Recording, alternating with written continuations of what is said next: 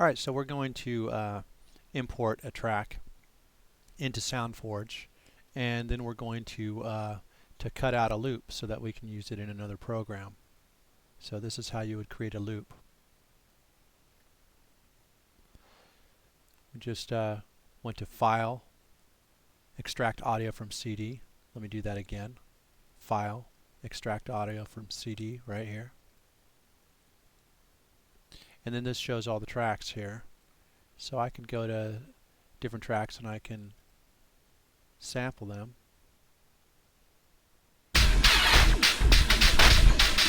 Like so.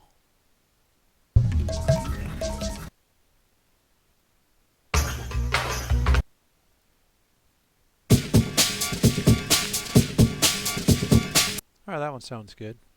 I want to grab that. So I'll hit OK.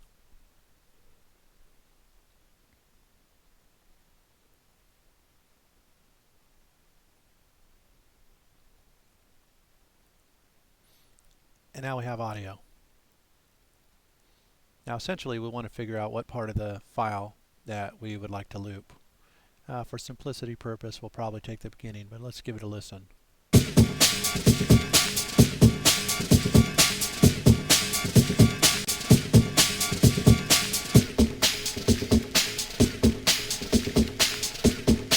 Actually that might be nice right there.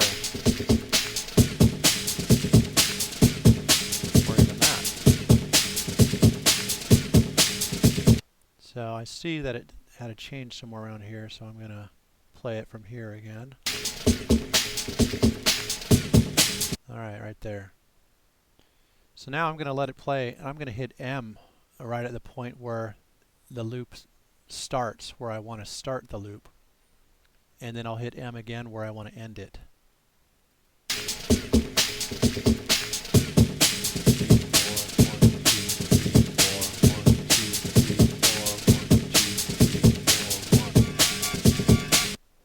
And now I've got two markers here set, and this is basically where my my loop is going to be. Now if I go here, this will cause it to loop playback, and you'll actually be able to hear how good or bad that editing is. A little late there.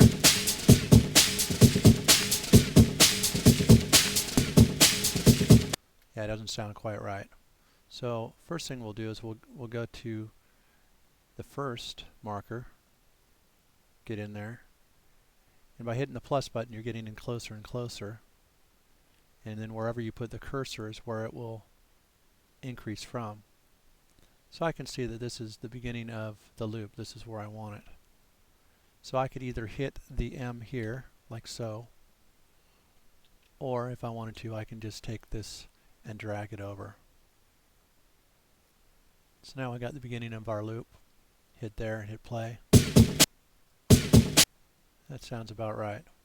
Now I'll zoom out and I'll go to our other marker here and then zoom back in. It looks like we're pretty close on this one. If this is the right beat, let me see. This should be the kick to the next beat. Yeah. So it looks like we're pretty close on this one. In fact, might just want to move it just slightly over. Great. Now we'll get back out. Then I'll double click on this section and see what it sounds like.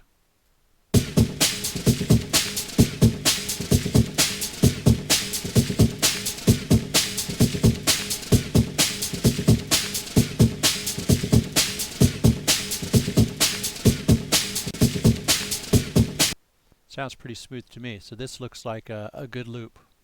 So what I'll do now is I'll click on this, left click with the mouse when the cursor's here, hold the left click button and then drag, and it'll make a new file.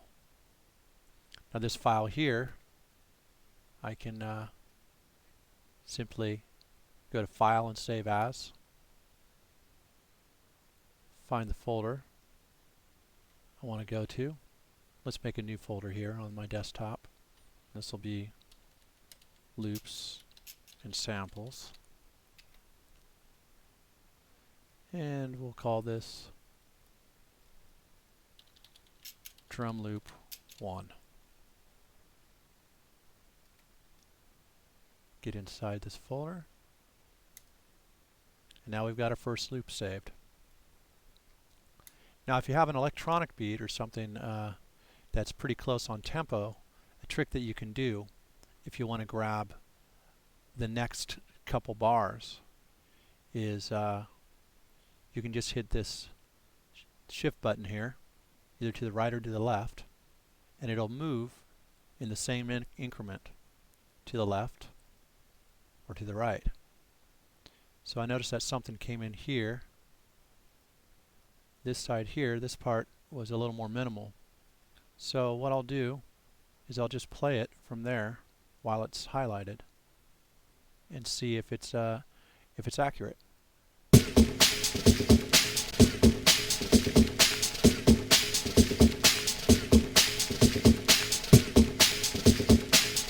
And that seems pretty accurate. If I wanted to, I can just go ahead and take that loop there and drag it and make that into another file. File save, or save as rather.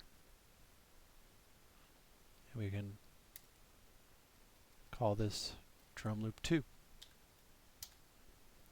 And without doing any editing, we've just grabbed another section. Now if we wanted to, we already grabbed this loop here. We can go over here, grab this section, and see if this will play.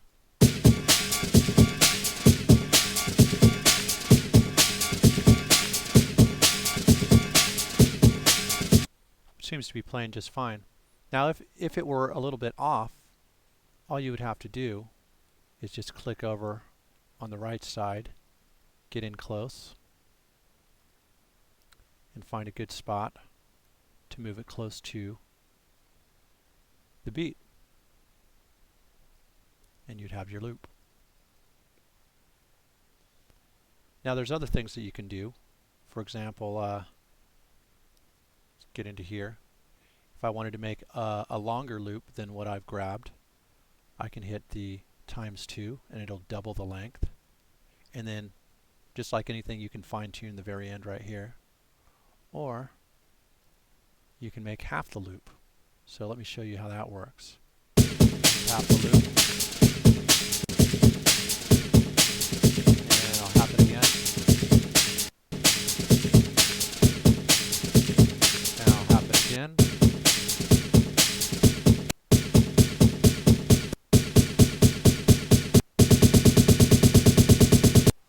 And that's a good way to create little stutters and different things like that off of just one loop that you grabbed. And that's that lesson. Thanks and enjoy.